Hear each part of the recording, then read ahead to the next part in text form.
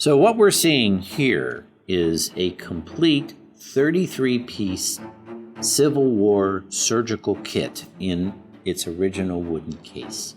We know it was owned by a man named John Lamar, and it was donated by a man named Walter Page to the university. But beyond that, we don't have a good history of its provenance, where it began, and exactly who used it.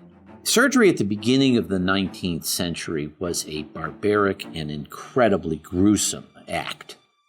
Surgery had two problems at the beginning of the 19th century. The first was pain from surgery, and the second was post-operative infection, which was often fatal. The first was solved, actually, in the mid-1840s with the discovery of anesthesia, which, by the way, was the first great American contribution to medicine. In 1846, there was a demonstration at Mass General in Boston for the use of ether, even though, as we've now learned, that Crawford Long had used ether as early as 1842 here in Georgia. And about a year after the Mass General demonstration, chloroform was discovered in Europe. And for about 80 years, those were the only two anesthetic agents that were available. Anesthesia made surgery painless, but it did not make surgery safe. And the Civil War was in that 20-year or so gap between the discovery of anesthesia in the 1840s and the recognition of antiseptic surgery from Joseph Lister, which unfortunately for the Civil War soldiers occurred literally 4 months after the end of the U.S. Civil War. So the U.S. Civil War was really the last major conflict before the advent of antiseptic surgery. The most common, by far, procedure that was performed in Civil War field hospitals was amputation. And most of what you see here is a result of needing to do that. Civil War surgeons quickly learned that if a bullet or shrapnel had extended into the bone of a soldier, that bone was going to end up infected. They were going to end up needing an amputation at some point. So that rather than wait for that, they simply amputated right away. And there are multiple Civil War accounts of literally piles of amputated limbs, and a few actually photographic evidence for that. This was by far the most common procedure. And what would happen is if they had adequate anesthesia, it was usually chloroform because ether was very flammable, so they usually used chloroform. And they would put a handkerchief over the nose and mouth of the soldier and drop some chloroform until the soldier was unconscious. Then the surgeon had about 10 minutes to perform the amputation, and a surgeon had to do it quickly. And you can imagine that if you're doing an amputation of a limb in a couple of minutes, that this really does not result in gentle handling of tissue. It was a pretty gruesome aspect. At least it was painless to those under anesthesia. Unfortunately, a lot of Civil War surgeries had to occur without anesthesia, either because there just simply wasn't any or there wasn't sufficient time to anesthetize the patient.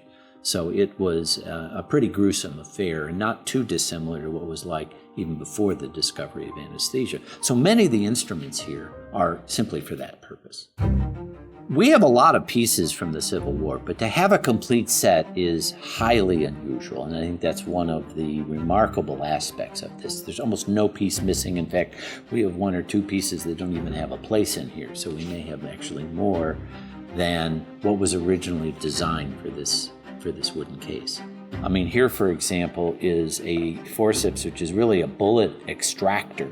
And again, if they found that it had gone to the bone, then they had to pull out the saw.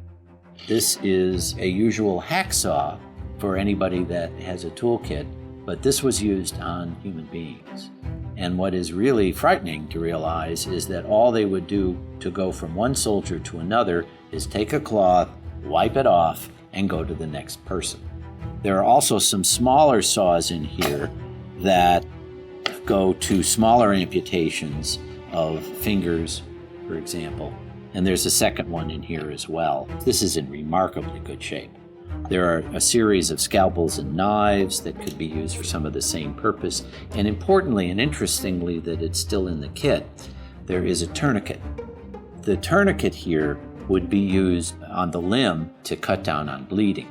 because they had to do this very quickly and they couldn't tie off arteries very easily, I also discovered very recently that there are some suture needles with wires attached to them. They would use these to tie off major arteries when they would cut. Metal is not a very good substance to use to tie off an artery because very often the artery can explode, or it would lead to infection, which would also cause the artery to bleed. And a number of Civil War soldiers would die from post-operative hemorrhage, even though the procedure itself was a success. Many of the instruments would be refined to some extent, but the instruments themselves actually didn't change much. What changed towards the end of the 19th century was the advent of antiseptic surgery. Remember that in the Civil War, more people died as a result of post-operative infection than died actually on the battlefield itself. That changed at the end of the 19th century. The discovery of antiseptic surgery and refinements thereof changed the mortality from maybe 50, in some cases even as high as 75% from a procedure in a Civil War hospital, down to less than 2% by the end of the century. The 19th century itself brought more advancement in medicine than the 2,400 years that preceded it. If you were to watch a physician at the beginning of the 19th century, his approach to medicine would be unrecognizable for us today.